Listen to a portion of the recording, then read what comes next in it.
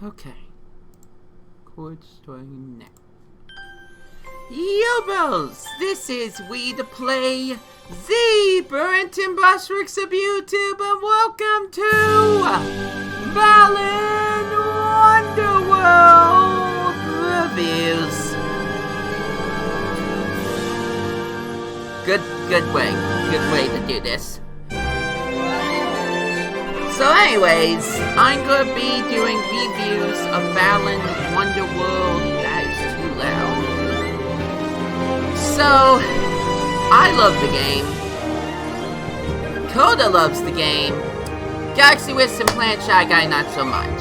And there's a lot more people where that came from. Some even more vicious than others. So, I want to just see where all this hate is coming from. I'm not going to like all the videos. Trust me, this is actually not my first time doing this. But I'm going to review some of my most favorite channels first, and then go to the ones that aren't so good. So, yeah, cool. That's my plan. That is my plan. It is a very sucky plan. But let's start off with honest trailers. I have not seen this one yet. Honest game trailers, yay! In a world where video games are crossing the uncanny valley, delivering near photorealistic graphics, animations, and sound, experience well so a far. blast from the past that looks like it's on Dreamcast, but plays like it was designed for the Atari 2600. Balan Wonderworld. No. Descend into the madness that is Balan Wonderworld, a game you probably thought was called Balan Wonderland, because why not? That sounds way better. And discover a bizarre acid trip of a platformer from the father of the Sonic franchise that combines the gameplay of a 3D Kid Chameleon with the deeply cursed vibes of a failed Kickstarter. Despite being a $60 game developed by Square Enix, where you play as a child kidnapped by a Willy Wonka-esque Knights reject and forced to explore a series of nonsensical floating platform worlds to help people, I think. In a video game version of pure madness that might actually drive you insane H.P. Lovecraft style if you play it too long. Not that anyone ever will. Puzzle your way through the most confusing game since The Witness as you struggle to understand why anything was designed the way it is, featuring pressing questions such as, who are these characters? Why do they phase out when I get close to them? Why are they huge sometimes? Why are they dancing now? Why is the edge of the level warping like I'm on psychedelics? What is this giant Rube Goldberg machine and why am I throwing animals into it? Why does every world end with a musical number? Who thought any of this was a good idea?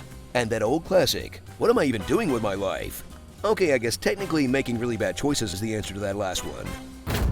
Experience the equally perplexing gameplay of Balan Wonderworld, a game where every button does the same thing, and you have to collect costumes to get exciting moves like Do they all jump have to play by the same rules of the book? No. So you can do some extremely basic platforming and collect a bunch of gems, and look for the trophies that you'll need to unlock even more of this nightmare, while occasionally stopping to do a sports minigame or QuickTime event for no real reason, until you beat the boss in 3 hits and move on to the next of the 12 worlds, where you'll do the same thing with new costumes, half of which do the same thing as the old ones.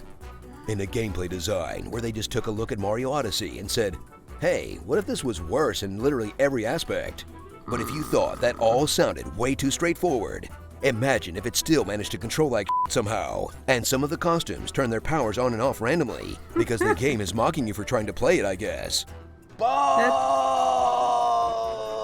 All you did was show the Bring box the mini gems you collect back to your waiting flock of Tims, then some stuff that them work down their better waiting than gullet that. so you can swell their numbers, Box and Fox force isn't them to enter an exactly the elaborate best torture costume, device that you trust can me. watch for fun, or bring them into levels for minor advantages you will barely notice or need, making the whole collecting part of the game kind of pointless, except for the Balan statues, which you'll scour every corner of the level for to avoid the game's most punishing fate, having to replay any part of Balan Wonderworld. So strap on that pounding pig suit and put away that wallet, unless you want to see one of the worst games you can pay $60 for on a modern console, in a game that seems like it was meant for the youngest of children, that even they would find completely pointless to play. Seriously? I think Yuji Naka designed this game to punish us for making fun of Sonic for decades. and I'd do it all again. Starring 50% Hands, Best Western, Joker-fied Cappy, Shadow the Hentai, and Indentured Servitude. Bland, what in the world? Wow. If you really need your Sonic fix, instead of buying this game, just Google your name plus the hedgehog. Ah! My eyes! Tell us what you'd like to hear in my epic voice in the comments below. Well, this makes my Monster Hunter rise. I'm very on glad this our is what I hands. decided to do with my I wouldn't morning. read this if it weren't for my student loan Very debt. happy I like about waggling that. my Wiimote underwater. It increases the immersion. What is a man? A miserable pile of secrets. That's a classic. Okay, well, did I mention I might sometimes get a little upset? Just a little bit. And trust me, it will get worse. But for now, let me look up the next thing. This is actually more recent, and I'm a little afraid to actually see it, but it is a channel I watched, and they covered Balan Wonderworld, so bless my heart, here we go.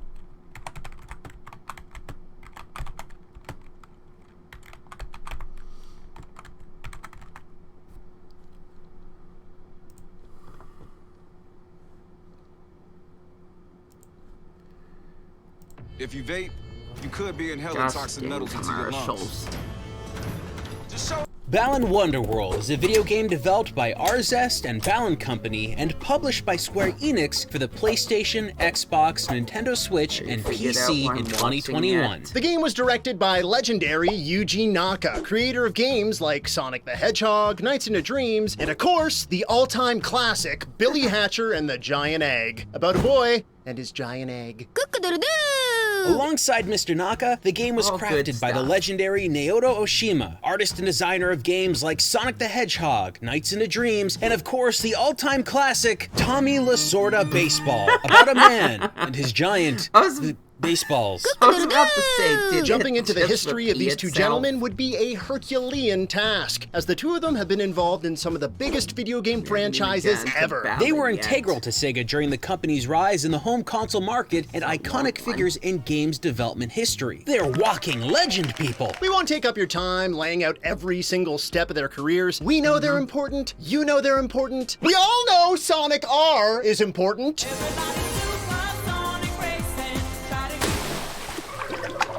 Needless to say, when word came along that these Gosh, creative dang it. titans would join forces alongside Square Well, I Enix need to a create good an belly all-new laugh before I platformer, start to fans cry. were spin-dashing with excitement. Both of us, same. But did we get great things? We'll have to check it out for ourselves. Strap on your fancy dancing shoes. We're gonna rhythmically wobble through loads of magical dreamscapes in Balan Wonderworld. First things first, let's pick a character. We choose boy with black hair, Leo Craig. Yes. You were graced with the game's opening cinematic, and it looks really, really good. Smooth animations, good model work, nice lighting and colors, all of this showcased alongside well-composed music? This seems okay. We see our chosen character, Leo, dancing on the street near some other kids. Real good, makes you feel nice, and once you have that, you got all the spice. Righteous! The two other kids come over to congratulate Leo on being funky fresh. But Leo's once joyful expression melts away. He seems upset, avoiding everyone around. Did we miss something here? Well, why the sudden rain cloud? Leo seemed like he was having a blast. Could something have happened that we didn't see? Funky fresh, all right. Well, whatever did happen, Leo mopes out of there with zero explanation. There's Those also a jokes, girl but avatar to whatever. choose from. Her name is Emma Cole, and if you select her, you get a completely different intro. Here we see Emma slowly open a door. She discovers whispering maids atop the grand entrance of a mansion. Disturbed by this, the girl walks on, spying other secretive maids, and then more. They're everywhere, whispering. Emma must have had her own dirty dancing scenario that all the maids have been dealing with. She had Taco Bell last night. And watched Footloose. I had to scrub the chandelier. We're just guessing as to what's going on here, though, because each of our main characters has been introduced to us with a vague Yes. problem that is Yes, in you no are. way properly explained. No matter which character you select, the has intro nothing cutscene to do plays with out body exactly humor, the same so after a stop certain it. point. They just shove both Leo and Emma into the same My scene. least This was favorite part confusing about for this us on our channel. first By the playthrough way, because hasn't we even didn't know said who who this this random girl was that just showed up out of the blue. The kids both find little fluffy animals and follow them to a strange building with the words Balan Wonderworld above the entrance. They decide to enter and find themselves in the presence of a nightmare in a top hat. We're going to assume this is Balan. He's speaking some mysterious language. Lucky for us, there are subtitles. Unlucky for us, the subtitles explain nothing. Balan exclaims the children are missing a piece of their heart and that the show is now beginning. What follows is a flurry of insane visuals, including this. Did Balan just eat that kid? So far, we don't know who this is or what they want with these kids. They're kind of giving off a stranger danger vibe. Stranger danger! Stranger danger! Is the point of the game to escape Wonderworld after being kidnapped by this freaking psychopath? We don't know. The cutscene finishes and we're transported to a place called the Isle of Tims. This will be our hub world for the game. Here on this mystical floating island, you begin and end worlds called chapters that are broken into 3 acts each. It's simple. Beat a level, come back to the hub world, and then move on to the next. The actual levels themselves each has the same gameplay loop and objectives. So what can you expect from a level in Balan Wonderworld? The game's a 3D platformer collect-a-thon. You'll run, jump, and explore each level looking for drop-shaped gems and golden Balan statues while disposing of enemies. You have to collect enough Balan statues to unlock more chapters, kind of like how stars worked in Super Mario 64. The statues are hidden throughout the level, so you must scour every corner to find them. But there's a catch. You can't do much in these stages as a plain run-of-the-mill kid. To really access every section of a level, you need to make use of costumes. Costumes are the game. Without them, you can't make progress. Not only do they open up whole sections of levels to you through traversal benefits, but they also allow you to fight. As we mentioned earlier, each chapter is made up of 3 acts, 2 platforming levels, and 1 boss battle. And there's also a bonus one after you beat the whole game, but we're not going to talk about that. After beating the boss, you get booted back to the Isle of Tims to do it all again. Okay, the game sounds like a pretty generic character platformer, maybe even one you'd like to play. But not all is as it seems in Wonderworld, for beneath the game's bright, shiny surface lies something more. Well, let's say we have a lot to unpack. But first, let's talk about what we like here. The general art style. It's colorful and well rendered. Some of the characters look great. The environmental aesthetics. Each world has its own unique theme and it's well represented. The music. Well composed and orchestrated, high quality and well produced. The cutscenes. While not problem free, if you casually glance at them, they look pretty good. Those are nice things that we just said about this Balan Wonderworld game on a show that we have called Just Bad Games. But a game can't rely solely on ear candy or flashy visuals. We need reliable, solid gameplay. And that's where Balan Wonderworld, how do we put this? Sharks its pants while breakdancing? Bingo. We're gonna break down our issues with the game one by one so that we can best explain what's going on here. Issue 1, costumes! Yes, the costumes. Balan's core gameplay mechanic. You collect them in floating costume boxes scattered around each level. But before you can collect them, they need to be unlocked. In Balan, you can't just pick up an ability. What do you think this is? Sonic the Hedgehog? They make you collect a key first, and then they let you access the costume, turning what could be an immediate moment of fun discovery into a tiny, dull scavenger hunt. It's not so bad the first few times you do this, but you'll likely be doing this hundreds of times throughout the game. Keys are sometimes lazily placed right beside the costume box, but they can also be slightly hidden. In a game where utilizing costumes is an absolute necessity, hunting for keys or forgetting you don't have a key gets old real quick. When you do collect a costume, it goes into your HUD. You're able to keep 3 at a time, which you can rotate as needed. Not only do these costumes allow you to use different abilities, but they also act as your health system. If you get hurt in your default kid form, you get booted back to your last checkpoint. But if you get hurt while wearing a costume, you lose the costume and transform to the next costume in your inventory, or back into your kid form, if you have no costumes remaining. This means that if you're using a costume for a particular ability or benefit, that immediately goes away when you take damage. Because when you unlock a costume, you don't unlock access forever, you just unlock that one copy. But the game does let you stock up on multiple of the same costume. So if you're smart, you'll farm costumes. Just wait for the boxes and keys to respawn over and over again. Gives you plenty of time to reflect on what you've been doing with your life. But believe it or not, actually using these costumes is just as soul-sucking. Now, there's over 80 in the whole game, and 80 is just too many. There are so many costumes that the game sometimes won't even introduce them to you properly. Once we collected a costume for the first time during a boss battle, and we had no idea what ability it gave us. The introduction animation that normally would teach us didn't play. 80 plus costumes that are all unique and useful, well, that would be pretty cool. The thing is though, several of these special getups are in no way necessary. Some costumes are incredibly useless, and others are just insultingly similar. The Iron Apollo costume, for instance, moves like mud. It's ultra, super duper slow. It can't jump quickly, but it can use a rocket blast to move painstakingly slowly upwards. It's so slow that you can't really use it as a reliable attack. There are 2 versions of this. The game does not need 2 versions of this. But why even consider using it when there's another costume that levitates you much faster? Here's the Lucky Egg costume. It attracts nearby collectibles, but comes with a caveat. If you fall or jump with it, the costume breaks, erasing it from your inventory. But wait, here's the Lucky Chicken costume that has the exact same ability, only you don't have to worry about it breaking from a fall or a jump. It completely negates any reason for the stupid egg costume to exist. Then there's the Gear Prince and Gear King, which allow you to interact with gearboxes around the world. But they each activate a different sized gear. Why not just make a single gear type instead of multiple? Why would you make 2 of these mostly useless costumes? There is a costume that has a light bulb on its head that turns on and off by itself. That's its superpower. Lighting up a room sometimes, but not always. You're supposed to use it in maze sections shrouded in darkness. Why make the costume turn on and off by itself when it could just stay on at all times? If that's what you need, then the game has you covered. We've got this costume with a flame on its head, flickering at all times. Surely this would light the path.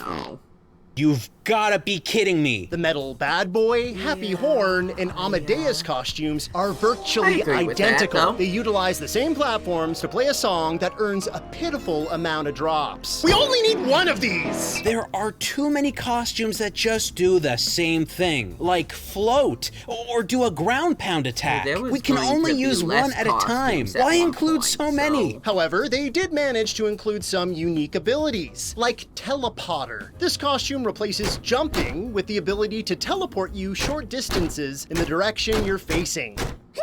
It can be problematic. Or there's Key Mouse. Its only ability? Unlock other costume boxes. Oh, you heard us right. A costume that itself unlocks other costumes. The thing about Key Mouse is it's useless. You can already collect as many keys as you want if you just farm the keys. But our favorite costume? Box Fox. Box Fox. You become an invincible box. Randomly. And seeing as how these costumes are the main game mechanic, you'd hope that you'd be easily able to jump in and out of them, taking advantage of their abilities however and whenever you want. But you'd be disappointed. You know what? Firstly, if you need to change in a hurry... I gotta pause. I have to state this. Key Mouse is not useless. In fact, if you're gonna do this whole farming thing, which unfortunately I am, Key Mouse is essential because you don't need to grab any keys. And Key Mouse, when you grab a costume with Key Mouse, does not disappear. So bring Key Mouse back to the front of your inventory and continue farming for costumes. There's a little bit more to that, but I just wanted to state that Key Mouse is great for farming if you use it properly.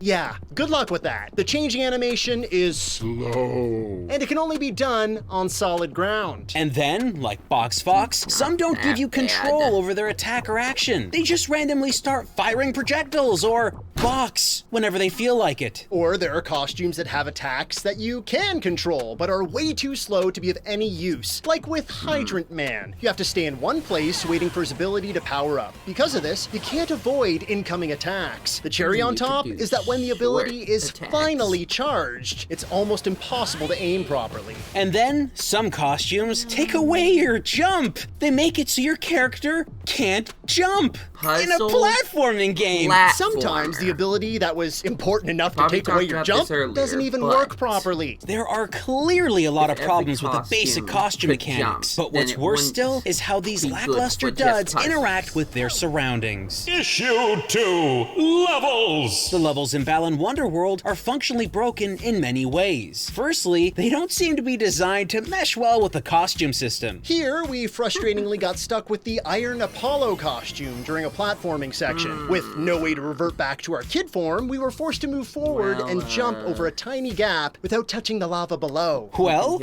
Apollo can't move fast and can't jump forward with momentum, so this happened. The problem here is they tried to make all levels playable with all the costumes, but you can't do that. Not well, anyways. There was no way to implement 80 different playable characters in all situations without any issues. How do we know the game wants us to use all the different costumes? Because Balan Wonderworld uses backtracking. To collect all the required balance statues, you'll have to return to previous levels with the new costumes you've picked up to access otherwise hidden areas. And sure, backtracking in and of itself isn't terrible. Many games use it in rewarding ways, boosting a satisfying feeling of progression, problem resolution, or putting a twist on old spaces and ideas. But not here. Different abilities are shoehorned in to create the illusion of varied gameplay, and playing these levels with costumes that weren't play tested for them leads to frustrating problems. Backtracking through Balan makes it painfully obvious that there was no clear vision when they were designing each of the levels. It's more of a shotgun approach. It's a shame because a more curated style could have made these levels a lot more satisfying to complete. There was such little attention paid to the abilities placed in the levels that you can easily finish some worlds and miss unlocking costumes in them. In a game focused, first and foremost, on the importance of costumes. Why would you do that? Pausing again, some of these costumes aren't meant to be found right away. You have to search for them. That's what makes some of them special. Some of them special. Some are just carbon copies that do better things, like the goose one. In case you don't know what I'm talking about, watch my video when it pops up, whenever. But still, some costumes are meant to be hidden, so you have to look for them. Puzzle platformer.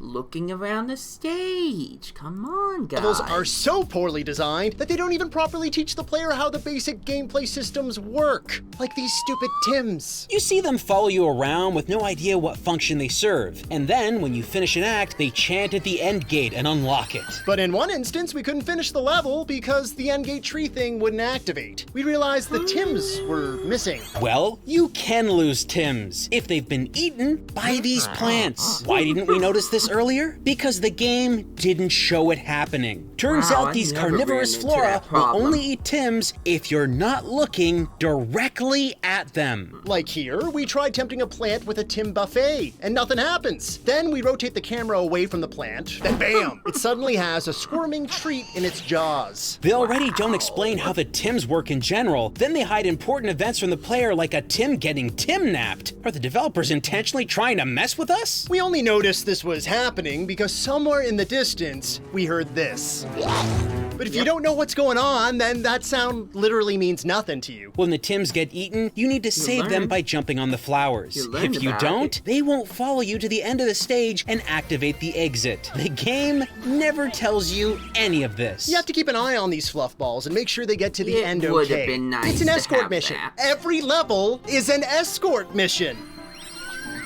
They chose to make the game this way, but then there are problems that are happy accidents, otherwise known as bugs. Here we encountered a Balan hat, which typically activates a minigame, but for some unknown reason, the hat I wouldn't ran activate into that properly. problem, though. Great. On the Isle of Tims, one of our little friends is locked in a cycle, forever trying to eat a drop, but never actually finishing. Come on, dude, we've got places to go. Eat! In the game, sometimes cutscene characters from individual chapters show up as these titans in the world, like gigantic theme reminder decorations. Yes, this is weird, but they're supposed to be there. Also, they're supposed to vanish when you approach them, except sometimes they don't vanish. Bugs show up in the costumes too, like with Ladderman. His ladders normally help you climb, but in some places they phase through solid objects over and over. Sometimes levels are so badly designed that certain costumes just completely undermine any challenges that were originally intended. For example, sometimes at the end of a level, this evil Balan-looking character shows up and spawns a mini-boss. You have to fight it to pass through to the end gate. Well, with this costume, you can walk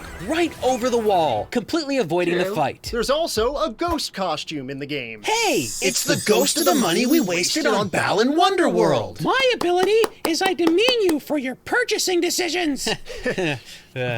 Wrong ghost. In the fire hall level, with this ghost costume, whatever challenge was originally intended with not being able to touch the lava is completely negated by floating. This feels like an accident. Why make a costume that makes your level design completely irrelevant? It's actually a bit ironic that the ghost costume breaks the difficulty in this specific level because of that classic film that combines ghosts with a firefighter backdrop, Ghostbusters. And you know what movie's classic score shows up in this level? Ghostbusters. Oh boy.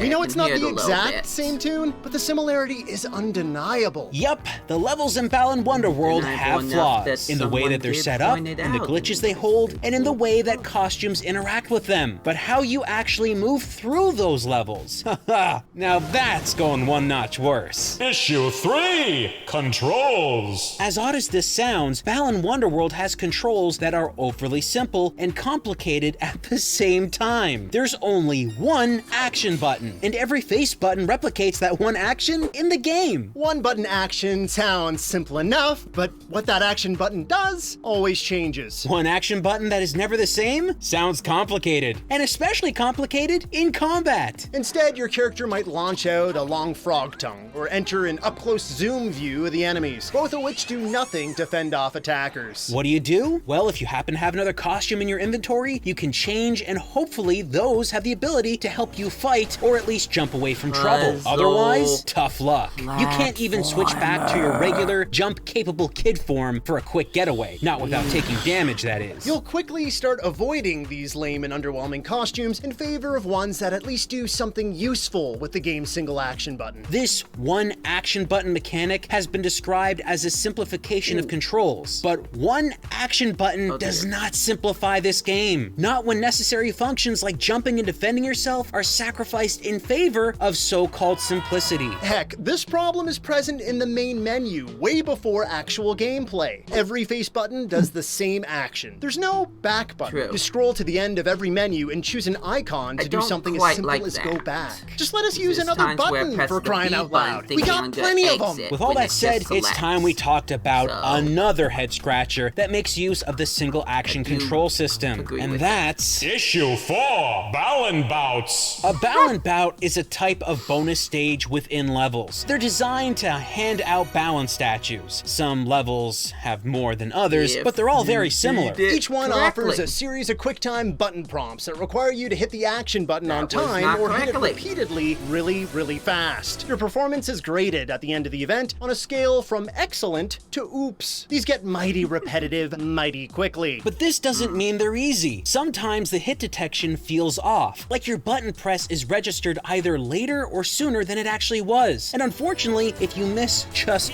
one excellent rating, that means no Balan statue. Oh, and you only get one chance to win. If you lose, you'll have to come back. No, not by restarting the level. You'll have to beat the world boss, restart the level, find the Balan bout, and repeat the process again until you get a 100% excellent run. Adding to the frustration, the further in the game you get, the longer the bouts become. That means more chances to screw up. Believe us, you will fail. When retrying each bout requires so many hoops to jump through, failing stings. Balan bouts quickly feel like unnecessarily frustrating game padding, but they're not the only despicable side quest mini-games here. There's also soccer, baseball, bowling, and golf. Each game plays in 3 rounds with no practice mode beforehand, which is bad since each one has awful physics and timing. They'll place obstacles in your path like with bowling, which will completely throw off your aim. It's always a crapshoot. Luckily, these sports outings aren't connected to balance statues. They offer drops that kind of feel pointless. Speaking of pointless,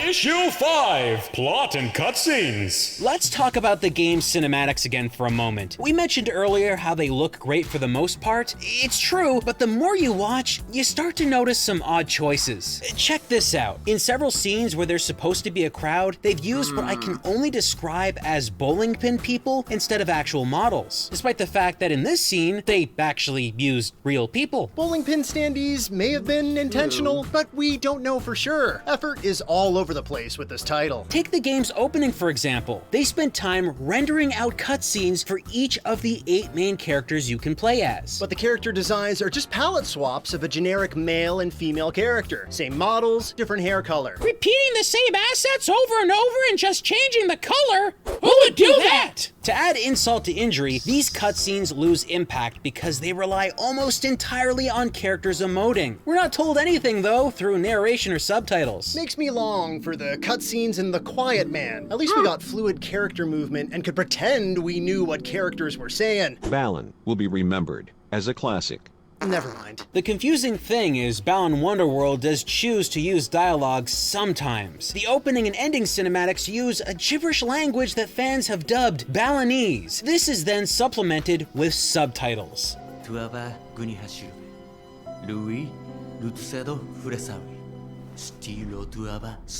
But the scenes you see during actual nice gameplay if contain they no patch that dialogue, in. Balinese or otherwise, and they're not always the most easy emotional journeys to follow. The visuals implement a lot of symbolism and metaphor. They might look cool, but can be ineffective at telling a concise story. They could have kept the Balinese language and just used subtitles to convey what's going on. Heck, if you can write gibberish song lyrics, you can write gibberish conversations. That's right, each world victory is celebrated with a musical number sung in this made-up language. Whole catchy songs play out that mean nothing.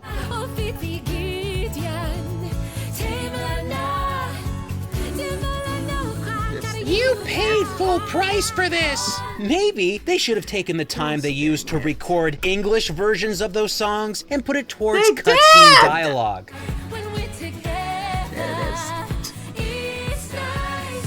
What? Oh yeah, all of the songs in Balan Wonderworld have English translations. They play as a reward if you finish a world with all the Balan statues collected. Of course they did that. Why put time and effort into telling the actual story of the game? These songs, with the emotional depth of a bumper sticker, needed to be fully recorded twice. Sure, not every game requires a lot of attention to its story, but if you're gonna go to the effort of giving your game a narrative, at least give the player something to work with. They could have skipped a story altogether and put that time towards designing. Issue 6, Multiplayer. Balan Wonderworld has co-op. And you don't want to play it. It introduces a tidal wave of new issues into the game, like how there's only one camera that follows the first player, meaning that if player 2 decides to run off for a moment, there's a high likelihood that they'll blindly tumble to their death.